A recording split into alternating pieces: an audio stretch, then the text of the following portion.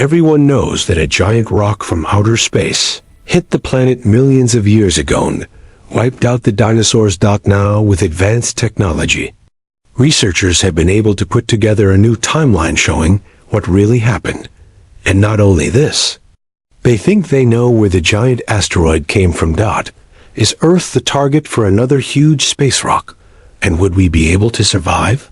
You'll be surprised and probably shocked at what NASA astronomers recently discovered. So now get ready to experience the disaster that almost wiped out life completely on Earth. The giant asteroid's impact into shallow waters in the Gulf of Mexico 65 million years ago was bad enough. Then an amalgam of additional disasters ensued. Rocks fell from the sky, wildfires ignited, and tsunamis inundated distant shorelines. The researchers found that the first day of the Cenozoic was peppered with cataclysm and released a new record of this day of chaos in proceedings of the National Academy of Sciences. Their timeline was developed using high-resolution photography, microscopy, computed tomography imaging, and magnetic measurements of hundreds of feet of sedimentary rock recently recovered from Chicxulub, one of the largest impact craters on Earth. And it all began like this. Imagine you were somewhere in North America about 65 million years ago, when dinosaurs ruled the Earth, and you were looking up at the night sky. You would have probably seen what appeared to be a bright star shining off into the distance. But if you watched this peculiar light for an hour or two, the object would seem to grow in brightness, but barely move. What you would be looking at is not a star, but a huge asteroid somewhere between 11 to 80 kilometers wide, 7 to 50 miles, on a direct intercept course with the Earth at 72,420 kilometers per hour, 45,000 miles per hour. Hours later, the asteroid plows through Earth's atmosphere, heading straight for where the Yucatan Peninsula is today. At impacts of that speed, Earth's atmosphere acts like water. Smaller space rocks, called meteors, hit the atmosphere like pebbles thrown into a pond, and decelerate rapidly at high altitudes, burning away from the friction of the atmosphere, while some bigger pieces of rock survive and fall to Earth. But the mountain-sized Chicxulub asteroid hits our atmosphere like throwing a boulder into a puddle.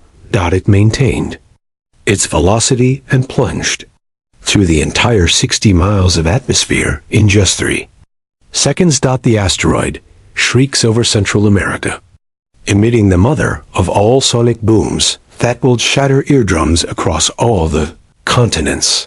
The dinosaurs were likely terrified and running in all directions, having no idea what was just about to happen. But if any animal was close enough to see the asteroid, they would have been instantly vaporized within minutes. In fact, except for sea turtles and crocodiles, no four-legged animal larger than 25 kilograms would survive. The mountain-sized space rock falls so quickly that the air itself cannot escape. Under intense compression, the air heats to thousands of degrees almost instantly, before the asteroid even hits. Compressed superheated air vaporizes much of the shallow that covers the Yucatan. Milliseconds later, the rock plunges through what's left and slams into bedrock. In that moment, a chain reaction of events occurs. The impacting asteroid exerts so much pressure on the Earth that soil and rock flow like fluids.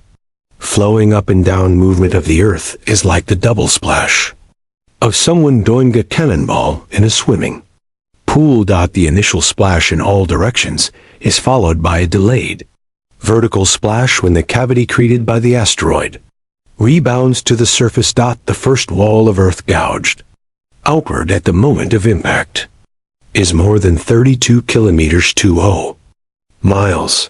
The impact hole nearly breaches Earth's mantle, and when the cavity rebounds to form the delayed vertical splash, the Earth rises at over 1,600 kilometers per hour, 1,000 miles per hour. to heights taller than Mount Everest. Within minutes, this mountain of debris almost entirely collapses in a series of secondary splits, leaving behind a smaller mound, called a crater's peak ring. At the same moment the asteroid strikes the Yucatan and applies its pressure to the bedrock. It converts the kinetic energy of a 7.5 billion-ton rock traveling 16 kilometers per second, 10 miles per second, into searing heat in an instant. The Chicxulub impactor delivers approximately 1 septillion, 300 sextillion kilojoules of energy. 1,300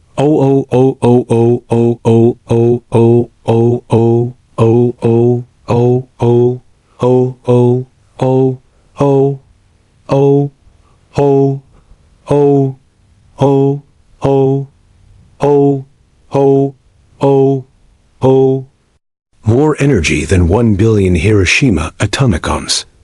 The kinetic energy transferred by the asteroid to the soil, rock, and air excites the molecular temperatures far hotter than the surface of the sun.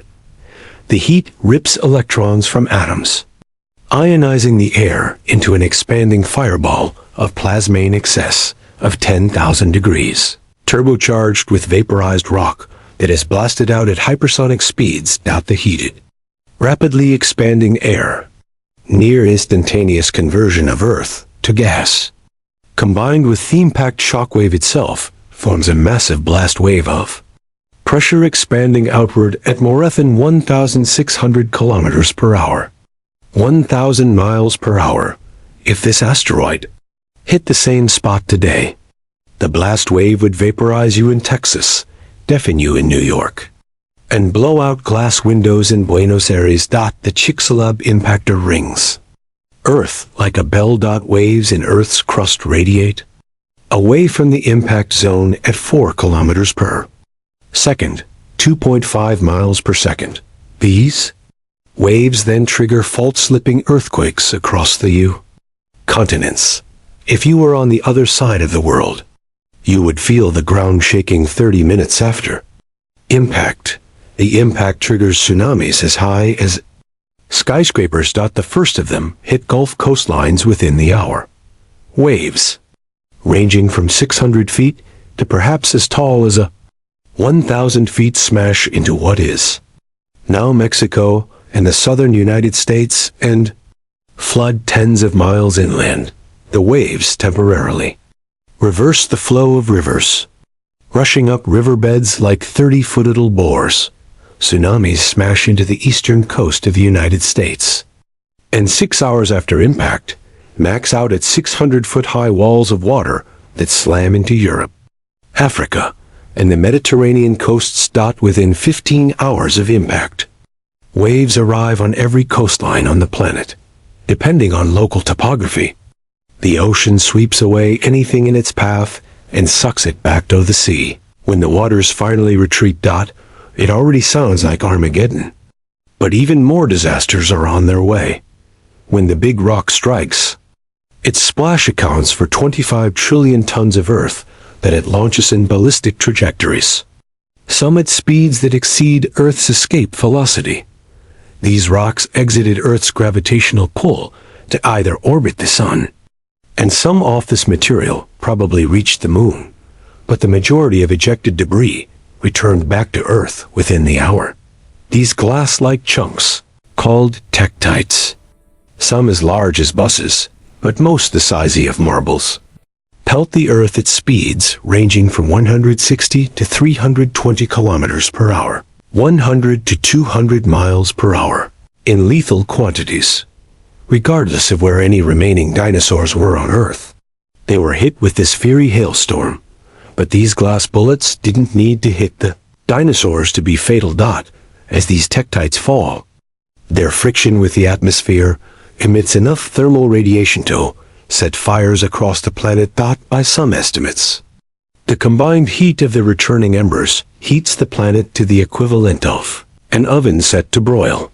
Most of the world's trees burn, which is perhaps why the only bird species that survive impact are those that nest on the ground. Of the few larger land animals to avoid extinction, Nearly all have some means of escaping fate. They either could burrow like small mammals, snakes and lizards, or escape into water, like crocodiles or turtles. Even if the poor dinosaurs were on the other side of the world, they would have needed to find protection from the initial heat blast. In a final piece of terrible luck for the dinosaurs, Chicxulub happens to strike an area rich in oil and sulfur. The impact ejects 100 billion tons of vaporized sulfur and 30,000 quadrillion gallons of water into the atmosphere, which then condenses into massive storm clouds and falls back as torrents of acid rain that acidified the oceans. In the higher latitudes, continental-wide snowstorms deposit tens of feet of snow per day, but the global deluge doesn't last long, because in addition to water, Chicxulub vaporized explosively ejects 150 football stadiums worth of oil from the Yucatan bedrock. This oil condenses in the stratosphere as a black sooty layer, covering the earth like a coat of black paint. Unlike the sulfur and wildfire smoke, the carbon circulates high above the cloud layer, stopping it from raining back down. And that becomes another big problem. The soot layer remains in the atmosphere, reducing the amount of sunlight that reaches Earth's surface by 90% for at least 2 to 3 years. The initial oven-like heat brought on by the returning tektites is followed by a deep and long-lasting freeze. Global temperatures drop by an average of almost 50 degrees. The only places on Earth to avoid this deep freeze are Madagascar, India, and Indonesia, which were tropical islands during this time. In the global chill, evaporation almost ceases, dropping rainfall by 80%. Nearly every spot on Earth outside of these tropical islands dries into a desert. Where did this giant rock come from? And is there another one out there headed for us? Researchers using a supercomputer studied asteroid evolution using data from known asteroids. The two-member team of Avi Loeb and Amir Siraj suggested that the Chicxulub asteroid likely originated from the Oort cloud, a sphere of debris at the edge of the solar system. Thanks for watching.